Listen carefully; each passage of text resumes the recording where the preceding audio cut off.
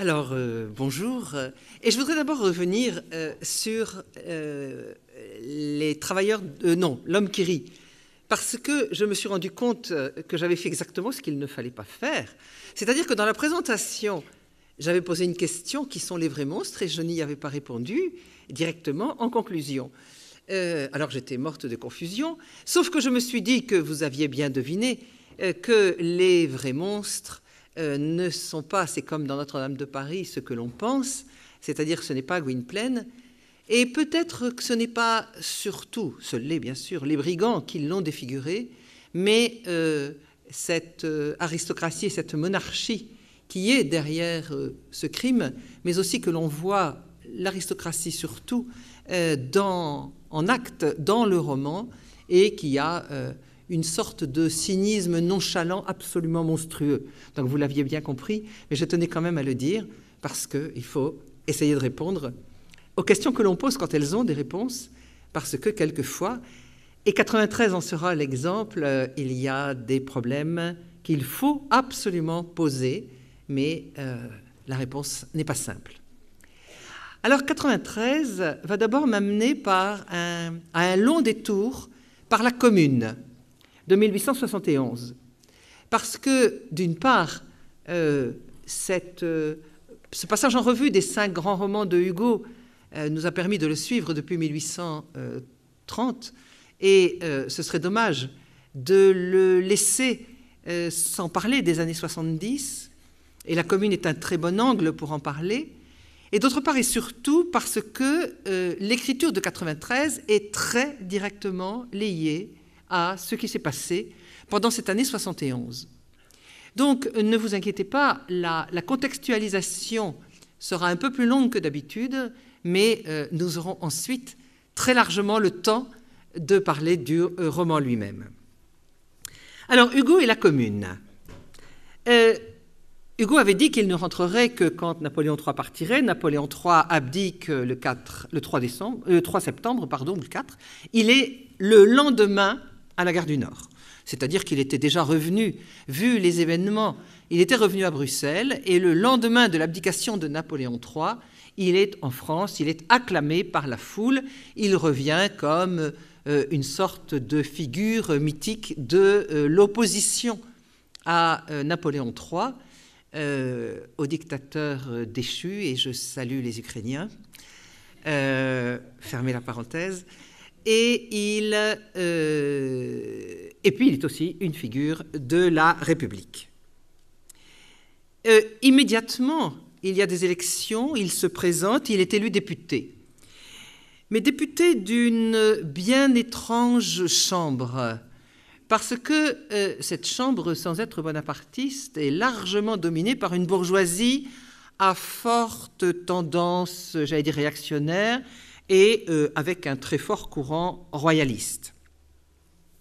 Mais avant de venir à ce régime, je voudrais faire un détour par la vie privée de Hugo.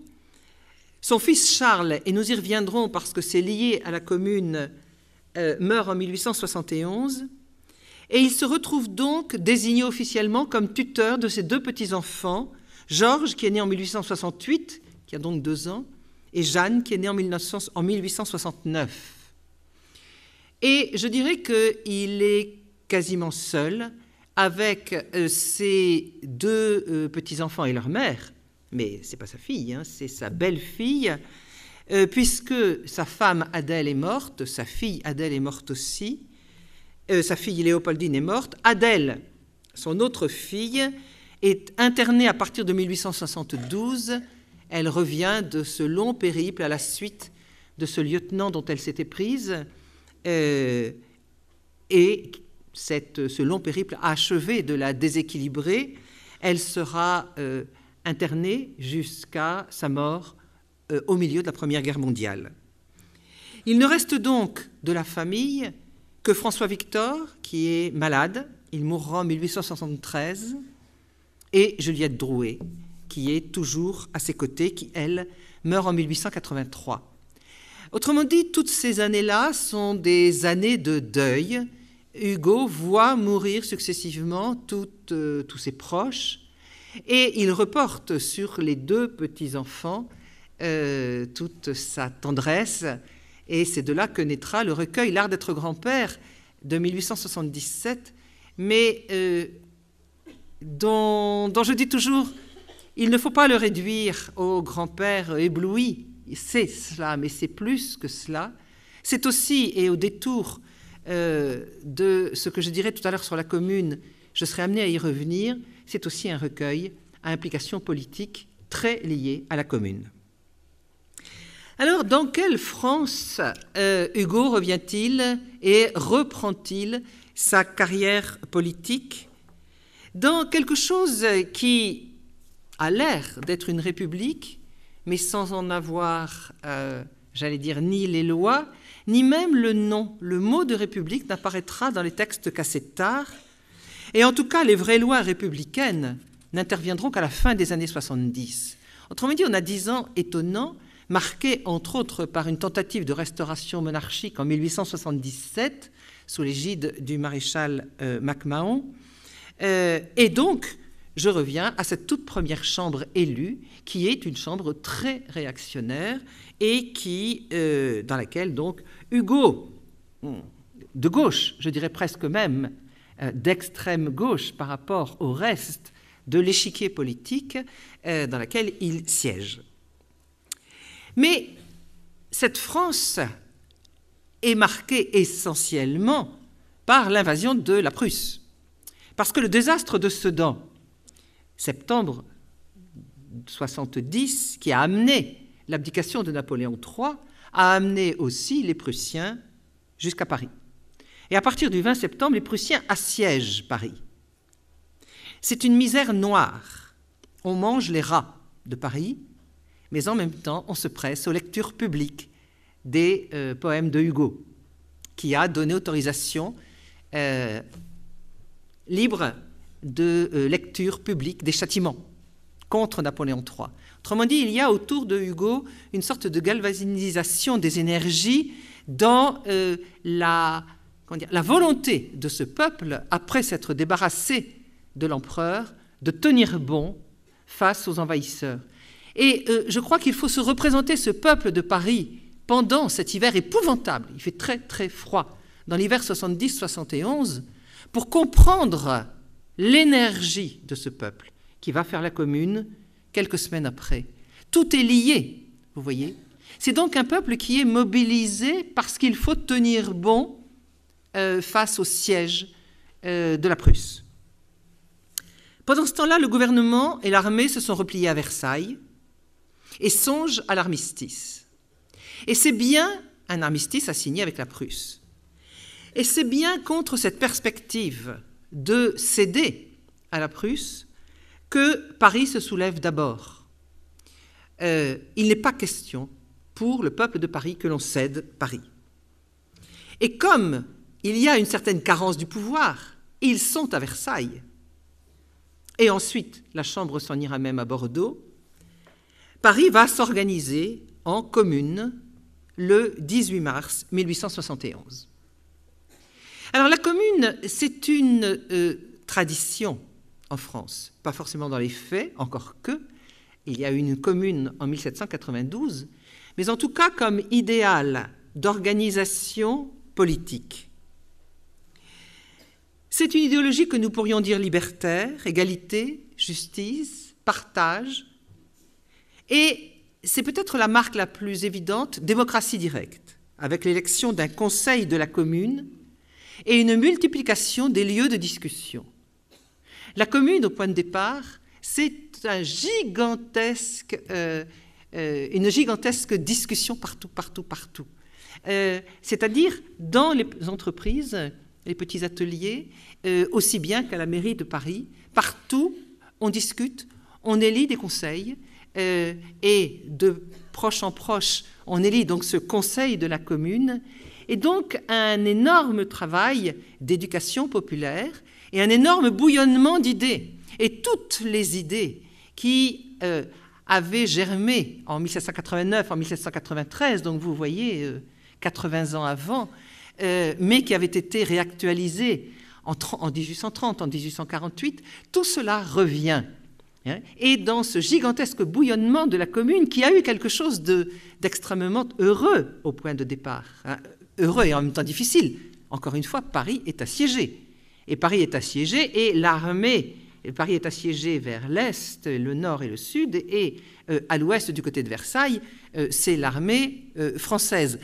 La situation n'est pas extraordinaire et pourtant il y a eu au point de départ cette envie et cette volonté de refaire le monde. La commune prend possession symboliquement de tous les lieux de pouvoir pour y installer ce pouvoir issu directement du peuple. Mais dans la mesure où, d'une certaine manière, Paris est aux mains du peuple, Paris est aux mains de la classe ouvrière, c'est la grande peur des possédants. Et sous les yeux des Prussiens, l'armée versaillaise va tenter de reprendre Paris. Alors, il faut vous imaginer cette commune organisée dans Paris qui va se faire attaquer par l'armée versaillaise, l'armée française, sous les yeux des Prussiens qui assiègent autour. C'est une situation étonnante. Et tout cela dans la misère très grande, puisque Paris n'est plus ravitaillé et que l'on sort d'un hiver épouvantable. Cette commune, qui s'est donc installée le 18 mars 1871, va être écrasée de façon épouvantable dans ce qu'on a appelé la semaine sanglante du 21 au 28 mai. Vous voyez, c'est donc 18 mars, 28 mai. C'est très peu et c'est immense et ça va laisser des traces, j'allais dire pour le pire, c'est-à-dire la répression dont je vais parler maintenant, mais aussi pour le meilleur, c'est-à-dire une tradition solidement installée dans la mémoire française d'une autre manière de faire de la politique. Les chiffres varient beaucoup sur le nombre de morts pendant la semaine sanglante. De toute façon, c'est plusieurs dizaines de milliers. Et quant aux arrestations, le nombre de gens prisonniers qui seront exécutés ensuite ou déportés se chiffre aussi par dizaines de milliers. La répression est très grande.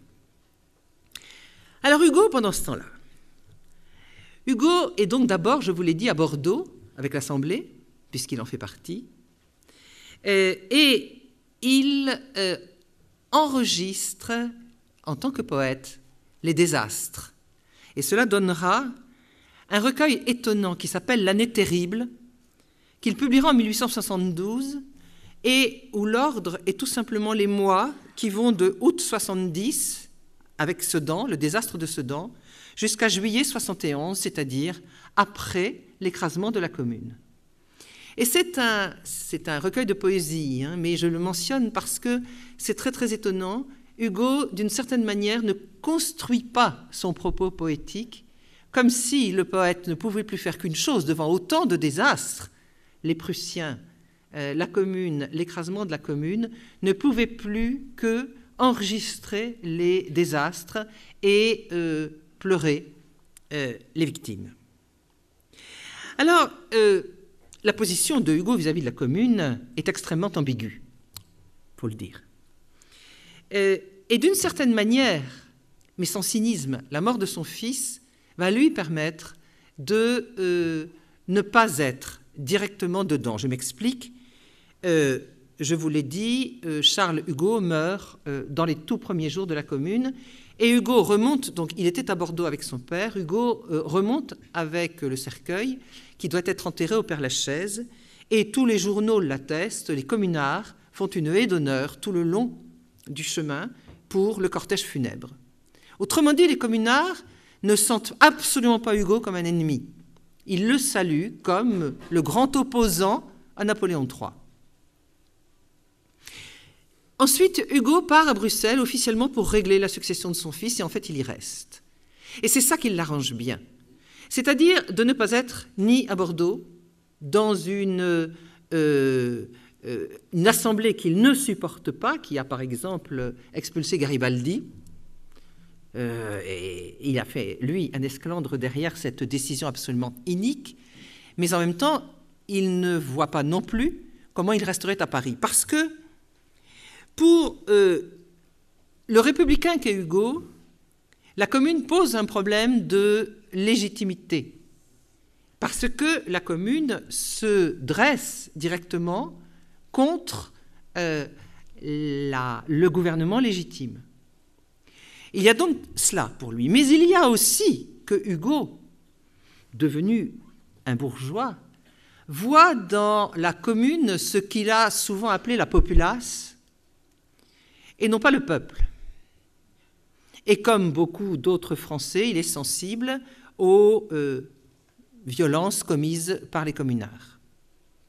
Donc il est très mal à l'aise parce qu'en même temps, il se sent de plein pied avec un certain nombre des demandes des communards, en particulier par rapport à l'école, par rapport à la liberté, par rapport à la laïcité. Tout cela, il est de plein pied avec ces revendications de la commune. Autrement dit, il est très mal à l'aise parce qu'il se sent absolument contradictoire, et il l'est, par rapport à ce qu'est la commune. Mais ce qui est très sûr, c'est que dès que commence la semaine sanglante, alors il n'y a plus aucune ambiguïté chez Hugo, il est du côté des communards. Sans aucune ambiguïté, il leur offre l'asile de sa maison de Bruxelles, et il le fait. C'est-à-dire qu'il se place à nouveau contre ceux qui condamnent, et qui condamnent à mort.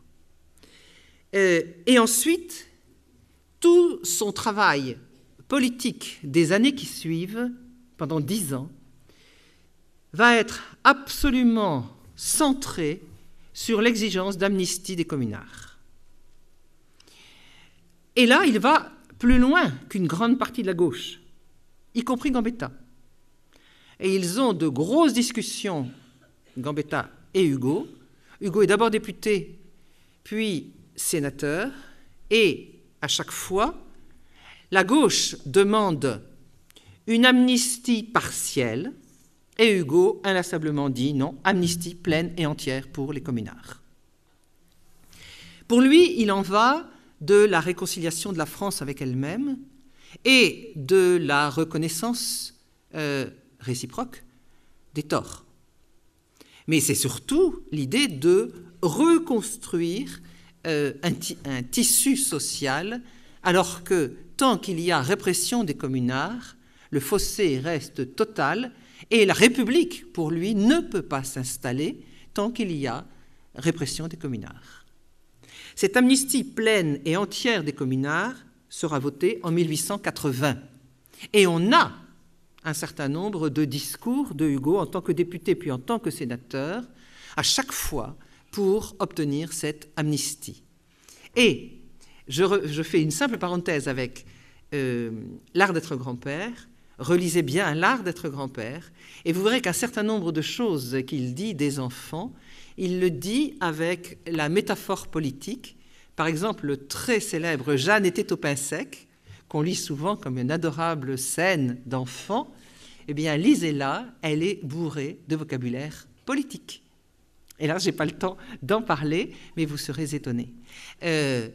L'art d'être grand-père, qui est publié en 1877, donc vous voyez, en plein dans cette lutte de Hugo pour l'amnistie des communards, et l'année même des tentatives de restauration monarchique, l'année même de la seconde série de la légende des siècles, tout cela va ensemble pour tracer un Hugo qui est poétique et politique indissolublement.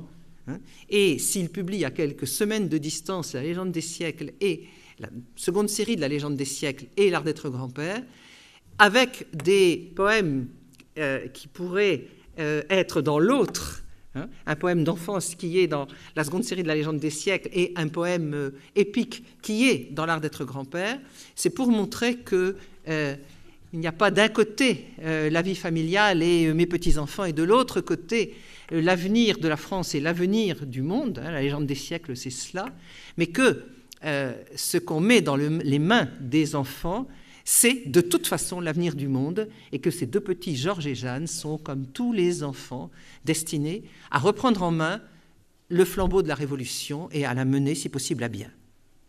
Le XXe siècle n'aura pas été tout à fait à la hauteur de ces attentes. Alors vous allez me dire, 93 dans tout cela.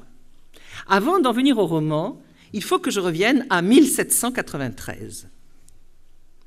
pour rappeler que c'est la période de la Vendée et de la Terreur.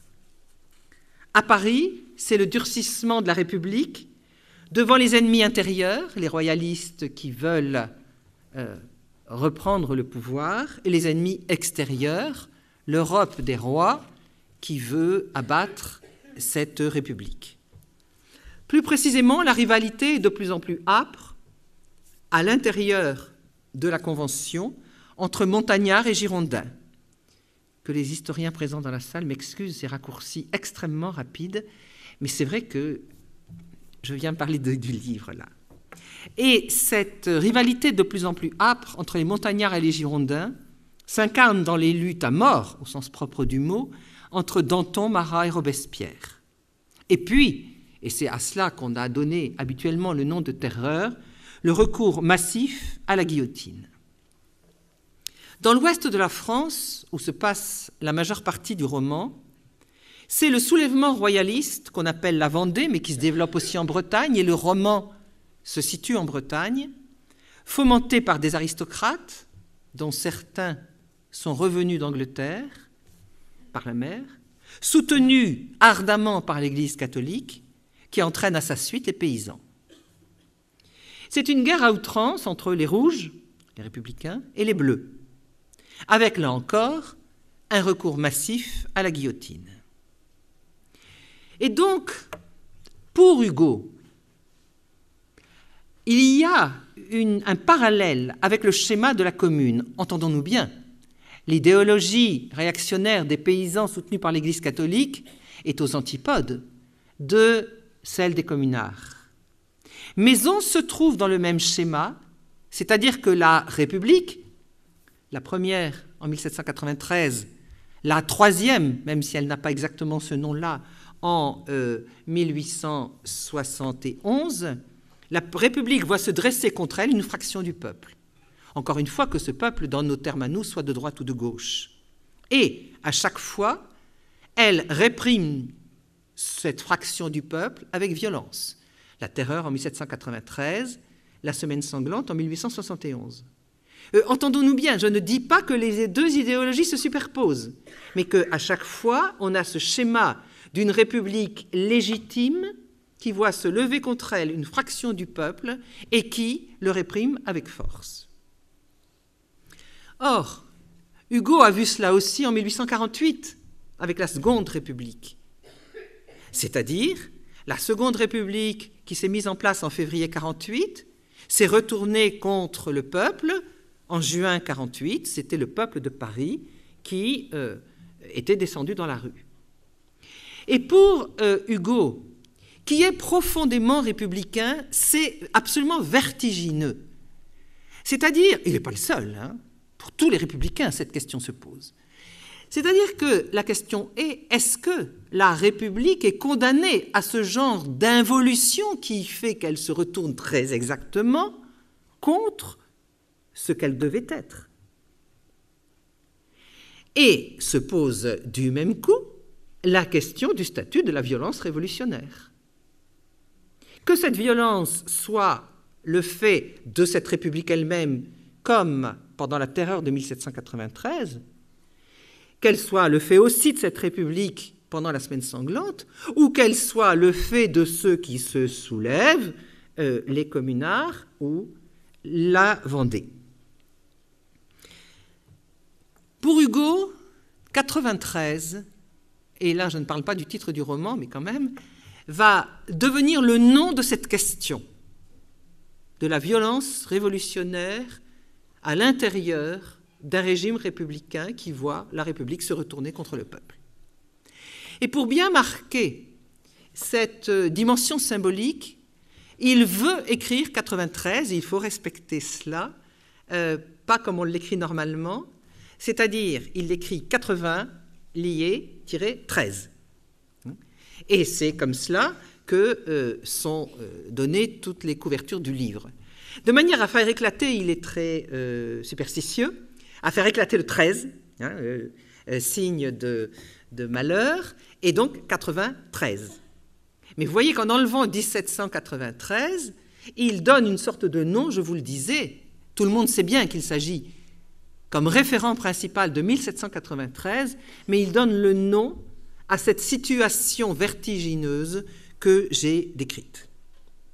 Et Hugo, à la fin de 1872, décide de retourner en exil volontaire à Guernesey pour écrire ce roman, en disant qu'il n'y a rien de plus urgent que cela pour lui. Beaucoup plus urgent encore, et même, que d'être à l'Assemblée pour demander l'amnistie des communards. Il dit, il faut d'abord que j'écrive cela, puis je reviendrai. Il part 18 mois pour écrire 93. En même temps, vous l'aviez entendu, dans la préface de L'Homme qui rit, il avait dit qu'il voulait écrire un roman sur l'aristocratie, sur la monarchie, sur l'aristocratie, et 93. Je dirais simplement que la Commune, qu'il ne pouvait pas prévoir quand il écrivait cette préface de L'Homme qui rit, a donné une urgence totale à ce projet d'écrire le roman de la terreur. Donc, nous en venons au roman, et vous comprenez pourquoi il était indispensable de faire tout ce détour qui n'en est pas un. Vous allez voir maintenant comment toutes ces questions vont se retrouver dans le roman. Alors, disons que la dimension romanesque, c'est-à-dire des fils autres que les questions politiques, est certainement très minime, et la plus minime de tous les romans de Hugo. On n'a pas d'histoire d'amour classique, on a deux fils conducteurs. L'un, c'est celui d'une femme, d'une paysanne vendéenne, Michel Fléchard, et ses trois enfants, qui sont un fil conducteur tout le long du roman. C'est une paysanne ignorante, superstitieuse, bête. Elle n'a rien pour plaire. Mais, vous allez voir, elle fuit les combats avec ses trois enfants, après que son mari, vendéen, soutien du roi, de l'Église, s'est fait tuer. Et elle erre au milieu de la bataille, et elle et ses trois enfants sont adoptés par un bataillon républicain. On les découvre dans un petit coin, et le sergent dit « Allez, on adopte ces trois gosses, parce que les gosses sont trop mignons, ils ont 5 ans, 3 ans, 1 an, ou un peu plus. » Bon. Et ils sont donc adoptés par le bataillon républicain du Bonnet Rouge. Excusez-moi, c'est Hugo qui le dit, c'est pas moi. Je vous jure que c'est pas moi. Emmenés par un sergent extraordinaire qui s'appelle Radoum, un bon breton, vous le voyez. Or, lors d'un accrochage avec les royalistes, les trois enfants sont emmenés en otage par les royalistes. Et donc, ces enfants qui venaient d'un milieu royaliste ont été adoptés par un bataillon républicain et sont enlevés par les royalistes qui sont décidés à les utiliser comme otages, et leur chef, le marquis de Lantenac, chef donc des royalistes, décide même d'en faire une monnaie d'échange pour protéger sa fuite. La mère perd donc ses enfants et elle erre dans toute la Bretagne à la recherche de ses enfants. Et elle retrouve leurs traces au moment même où ils sont menacés d'une mort prochaine, c'est-à-dire qu'ils servent de monnaie d'échange, hein, d'un chantage épouvantable que Lantenac fait aux forces républicaines, puisqu'il est en train de perdre un dispositif très compliqué. Et si les républicains ne le laissent pas partir, lui, Lantenac, les enfants meurent. La mère arrive à ce moment-là. Et il y a une scène extraordinaire où la mère, rien que par le cri épouvanté, quand elle voit que ses enfants vont même être brûlés vifs, elle a une sorte de grandissement épique, mythique, elle devient extraordinaire. C'est un des fils. Bon, les enfants sont sauvés in extremis, de toute façon j'y reviendrai. L'autre fil qui tient du romanesque, mais qui est aussi politique, c'est le lien filial entre deux des personnages principaux, Gauvin, le général républicain, et Simourdin. Gauvin est un jeune capitaine donc des armées républicaines, mais c'est un aristocrate d'origine. Et il est même le neveu du marquis de Lantenac, celui que nous venons de voir. Selon un schéma qui a été analysé comme le schéma de la double appartenance. C'est-à-dire que dans ce roman, un certain nombre de gens ont fait des choix idéologiques et politiques différents de ceux de leur origine sociale, ce qui correspond aussi à l'évolution de Hugo. Donc, Gauvin est né parmi les royalistes, il est devenu républicain. Il a été élevé dans son enfance par un prêtre, comme on le faisait très souvent pour les enfants des princes, et ce prêtre Simourdin est devenu lui aussi un idéologue républicain. Et Simourdin et Gauvin vont se retrouver sur le champ de bataille de la Vendée. Gauvin continue à aimer et à respecter Simourdin comme étant d'une certaine manière son père spirituel. C'est lui qui l'a éveillé aux idées républicaines, et Simourdin conserve une sorte de tendresse paternelle pour Gauvin. Mais Simourdin est devenu une sorte de Robespierre, inflexible sur la loi, partisan de la terreur, alors que Gauvin rêve d'une république généreuse et réconciliée. Donc ils se retrouvent tous les deux sur le champ de bataille, du côté républicain, certes, mais avec des conceptions de la République très différentes. Et là aussi, ça va être un des nœuds de la suite du roman. Vous voyez que d'un point de vue, j'allais dire strictement romanesque, des rapports entre les êtres, ce sont ces fils-là, ça n'est pas le schéma habituel des romans, non, il n'y a pas d'histoire d'amour, mais ces liens très forts, mère-enfant d'un côté, et j'allais dire père spirituel, fils spirituel de l'autre, avec des divergences, ça va suffire à nouer des drames, parce que ce sont des liens extrêmement forts. Chez Hugo, la paternité adoptive, et on l'a vu dans les autres romans, est au moins aussi forte que la paternité du sang. Alors, ce qui est majeur, et vous l'imaginez bien dans ce roman, c'est le traitement de l'histoire, avec un grand H. Et l'histoire est traitée, une fois de plus, de manière épique, mais sur le mode majeur et sur le mode mineur. Vous allez tout de suite comprendre. Sur le mode majeur, l'épopée révolutionnaire est traitée de façon éblouissante dans la partie centrale qui se passe à Paris, alors que la première et la troisième partie se passent en Bretagne. Il y a des chapitres extraordinaires sur la Convention, sur le travail de cette assemblée qui a voulu refaire le monde. Et Hugo s'est plongé dans tous les textes qui ont été publiés par la Convention, par cette assemblée, excusez-moi, je n'ai pas repris les dates, mais qui a siégé pas si longtemps que ça, mais qui a fait un travail législatif absolument considérable, avec une générosité utopique extraordinaire. Et il réinvente la Convention, il la montre en action comme une sorte de moment extraordinaire de l'histoire et comme une sorte d'assemblée géante ou d'assemblée de géants, alors même qu'elle a été faite d'hommes, il le sait, mais ensemble, ils ont fait quelque chose comme un travail de géant, comme un travail de titan. Et donc, il y a un traitement épique de ce travail de la Convention. Il y a aussi une rencontre qu'il imagine. Cette rencontre n'a pas eu lieu, mais elle aurait pu avoir lieu entre Danton, Marat et Robespierre. Je dis elle aurait pu avoir lieu parce que Hugo la situe en juillet 1793, et à ce moment-là, ils étaient encore tous les trois vivants. Et il y a un moment où ils étaient tous les trois à Paris. Mais bien évidemment, elle n'est pas attestée.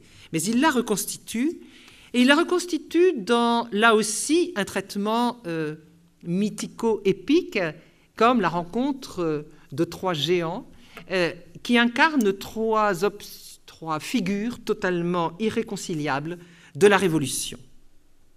Donc, il montre l'histoire, mais vous voyez, en choisissant très volontairement, non pas une déformation, mais un grandissement épique. Et puis, il montre aussi, toujours dans cette épopée révolutionnaire, le courage des soldats dans les deux camps. À travers Radoub, j'y reviens, et le bataillon du Bonnet Rouge, il montre toute la gouaille du soldat de la République, son courage, mais aussi son sens moral. Et c'est tout à fait important que le sens moral des armées républicaines ne soit pas porté par un seul homme, le général Gauvin, mais c'est porté aussi par les soldats de la base, Et il y a des scènes tout à fait étonnantes, on le voit déjà au tout début quand il décide d'adopter les 3 enfants. Mais de la même manière, les défenseurs royalistes, même s'il y a énormément de cupidité et d'égoïsme chez leur chef, et de calcul très cynique, par exemple chez le marquis de Lantenac, et de cruauté bestiale chez l'un d'eux qui s'appelle Limanus, celui qui a imaginé le piège infernal pour les 3 enfants, il reste que les autres, les paysans qui, par conviction religieuse, même si c'est une conviction religieuse emplie de superstition, il y a aussi du courage et l'impression qu'ils défendent l'essentiel et qu'ils sont prêts à mourir pour leur roi et pour leur Dieu. Mais, et je crois ça tout à fait intéressant, Hugo a décidé de traiter aussi, à l'intérieur même du roman, dans ce qu'on appelle une mise en abîme, de traiter l'épopée révolutionnaire sur le mode mineur. Je m'explique. Revenons aux 3 petits-enfants. Ils sont enfermés dans le grenier de la tour féodale, la tourgue, où d'ailleurs Gauvin a lui-même passé son enfance. Ils y sont enfermés, puisqu'il y a ce fameux piège tendu par cet épouvantable individu. Mais ils ne le savent pas. Ils ont commencé par dormir, puis ils se réveillent, puis ils vont commencer à jouer. Et à quoi jouent 3 enfants dans un grenier où il y a des vieux livres? Ils prennent un livre et ils le dépiotent. Et c'est un jeu extraordinaire. Sauf que ce vieux livre, c'est la vie de Saint-Barthélemy. Et donc Hugo se paye le luxe d'intituler tout un livre avec plein de chapitres, le massacre, non pas de la Saint-Barthélemy, mais le massacre de Saint-Barthélemy. Ah, vous allez me dire, bon, d'accord, des jeux d'enfants, qu'est-ce que vous venez nous amener là? Eh bien, c'est que tout simplement, ces chapitres, nettement différenciés du reste, mettent en jeu des enfants qui détruisent quoi? Qui détruisent le passé, qui détruisent un vieux livre dans lequel sont consignés les faits du passé. Et ils le détruisent avec une insouciance, une inconscience.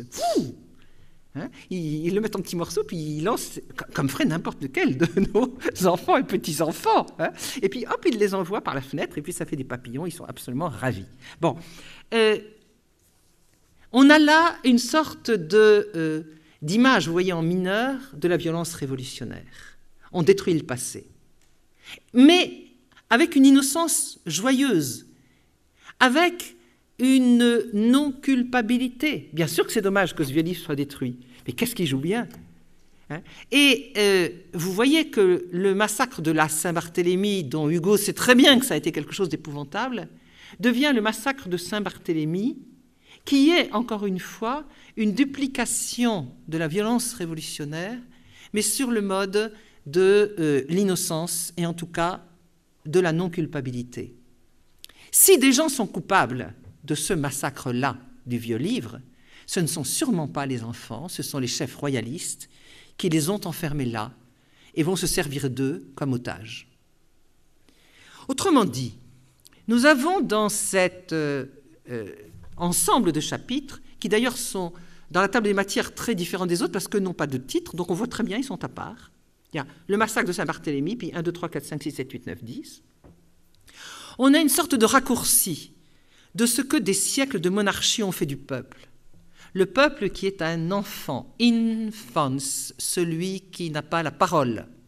Le peuple sous la monarchie n'a pas la parole, encore moins sous la monarchie féodale. Le peuple a été traité pendant des siècles comme un enfant ignorant. Il a été enfermé dans une féodalité qui s'est servie de lui exactement comme les sbires du marquis de Lantenac se servent des enfants comme otages, mais qui dispose d'une force immense. À eux 3, les gamins, ils arrivent à faire tomber le gros livre du lutrin, et qui, cette force immense, eh bien, si on la laisse livrée à elle-même, se retourne contre le passé. Alors, il n'y a pas de solution là. Hein. Hugo ne dit pas du passé faisons table rase, hein, ce n'est pas son style.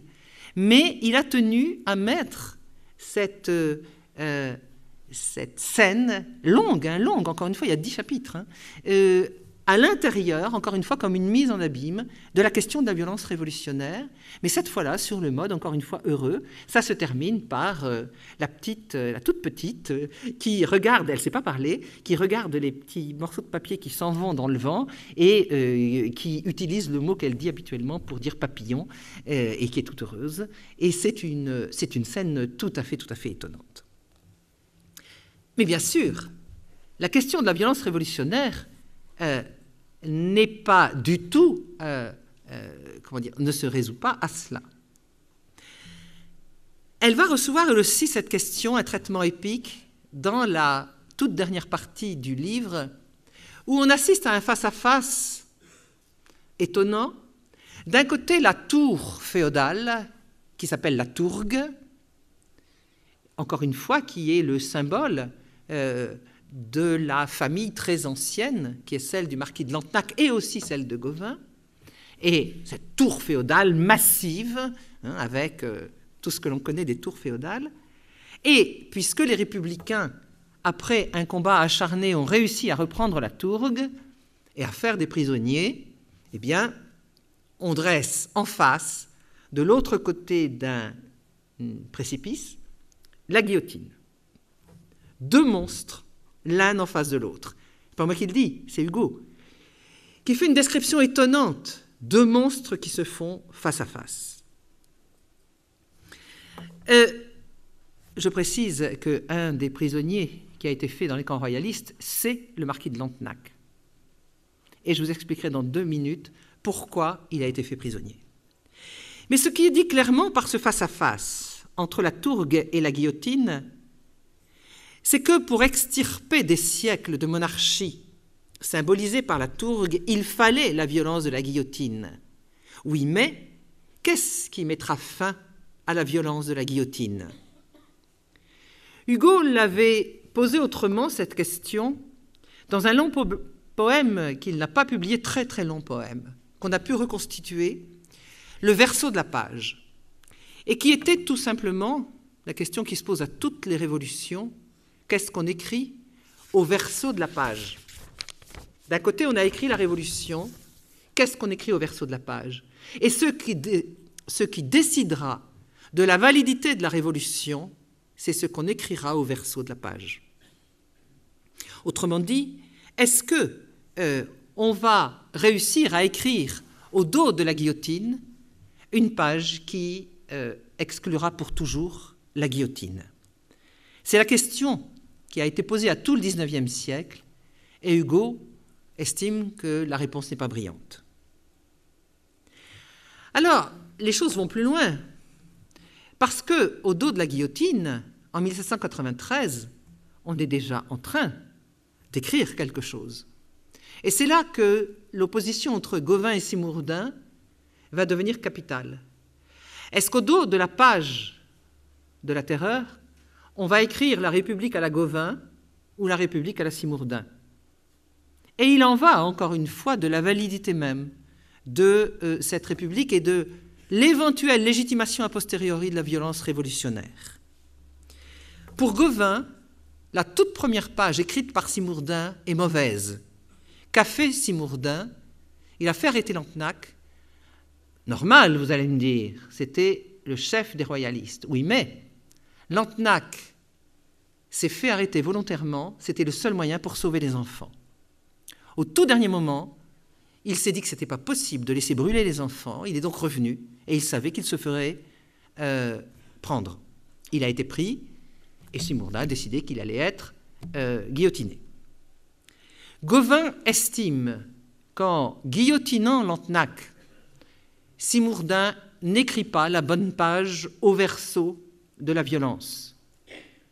La République ne peut pas se fonder sur la non-reconnaissance d'un geste généreux. Lantenac était déjà parti et il est revenu pour sauver les enfants. On ne peut pas le tuer, le guillotiner à cause de cela. Simbourdin, inflexible, dit: c'est l'ennemi de la République, il sera guillotiné. Gauvin trouve la solution. C'est son oncle, il a le droit d'aller le voir dans la prison, il va le voir et évidemment, il prend sa place. Et évidemment, Simourdin, toujours aussi inflexible, même et encore plus s'il s'agit de son fils spirituel, le fait passer en jugement et arrive à obtenir sa condamnation à mort, ce que Gauvin savait et qu'il ne remet pas en question. Et dans la nuit qui précède l'exécution de Gauvin, Simourdin vient le voir dans son cachot et on a un dialogue extraordinaire entre, je vous rappelle, le père spirituel et le fils spirituel, où Gauvin explique à Simourdin la République dont il rêve. Et Simourdin lui dit c'est de l'utopie, c'est pas possible. Et Gauvin dit il n'y a que celle-là qui m'intéresse. Et si celle-là ne peut pas avoir lieu, je préfère mourir. Et de toute façon, je vais mourir pour celle-là. Et on a donc un dialogue qu'on peut dire entre le réalisme politique et l'utopie. Hugo le présente comme un dialogue, mais un dialogue, comment dire, pacifié. Parce que l'un et l'autre acceptent ce qu'ils ont décidé. Et il n'y a pas un mot de critique de Gauvin par rapport à Simourdin. Donc Hugo décrit cette soirée, cette veillée, je dirais, cette veillée funèbre, puisque Gauvin doit être guillotiné à l'aube. Alors, je vous lirai la dernière page. Comme d'habitude, il n'y aura pas de noyade, mais il y aura quand même des morts. Mais avant cela, puisque vous l'avez compris, je préfère toujours terminer par des textes.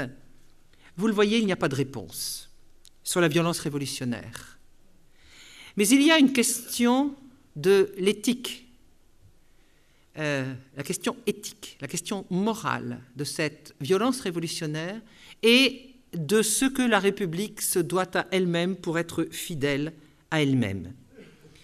La République peut se défigurer dans le légalisme, c'est ce qu'elle fait dans Simourdin. Et le légalisme en devient immoral.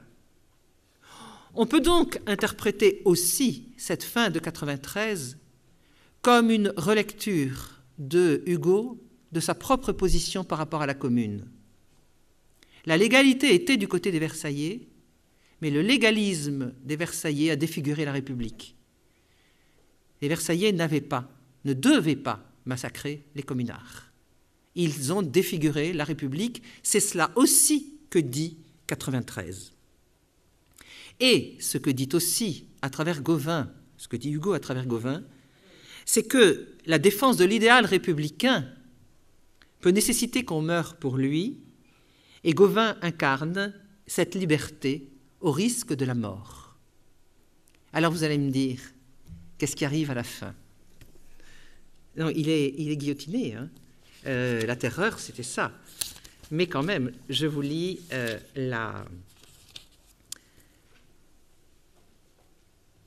tout le bataillon de Gauvin assiste à son exécution et ils sont outrés. C'est bien un peu de le dire de cela. C'est le moment où il est lié sur la guillotine. En ce moment-là, quand ils virent leur jeune capitaine si décidément engagé sous le couteau, les soldats n'y tinrent plus. Le cœur de ces gens de guerre éclata. On entendit cette chose énorme, le sanglot d'une armée. Une clameur s'éleva, « Grâce, grâce !» Quelques-uns tombèrent à genoux, d'autres jetaient leurs fusils et levaient les bras vers la plateforme où était Simourdin. Un grenadier cria en montrant la guillotine. « Reçoit-on des remplaçants pour ça? Me voici !» Tous répétaient frénétiquement « Grâce, grâce !» Et des lions qui auraient entendu cela eussent été émus ou effrayés, car les larmes des soldats sont terribles. Le bourreau s'arrêta, ne sachant plus que faire. Alors une voix brève et basse, et que tous pourtant entendirent, tant elle était sinistre, cria du haut de la tour « Force à la loi !» On reconnut l'accent inexorable. Simourdin avait parlé, l'armée frissonna. Le bourreau n'hésita plus. Il s'approcha tenant sa corde. « Attendez, dit Gauvin. » Il se tourna vers Simourdin, lui fit de sa main droite encore libre un geste d'adieu, puis se laissa lier. Quand il fut lié, il dit au bourreau « Pardon, un moment encore. » Et il cria « Vive la République !» On le coucha sur la bascule. Cette tête charmante et fière s'emboîta dans l'infâme collier. Le bourreau lui releva doucement les cheveux, puis pressa le ressort. Le triangle se détacha et glissa lentement d'abord, puis rapidement. On entendit un coup hideux. Au même instant, on en entendit un autre. Au coup de hache répondit un coup de pistolet. Simourdin venait de saisir un des pistolets qu'il avait à sa ceinture, et au moment où la tête de Gauvin roulait dans le panier, Simourdin se traversait le cœur d'une balle. Un flot de sang lui sortit de la bouche, il tomba mort. Et ces deux âmes, sœurs tragiques, s'envolèrent ensemble, l'ombre de l'une mêlée à la lumière de l'autre. Je vous remercie.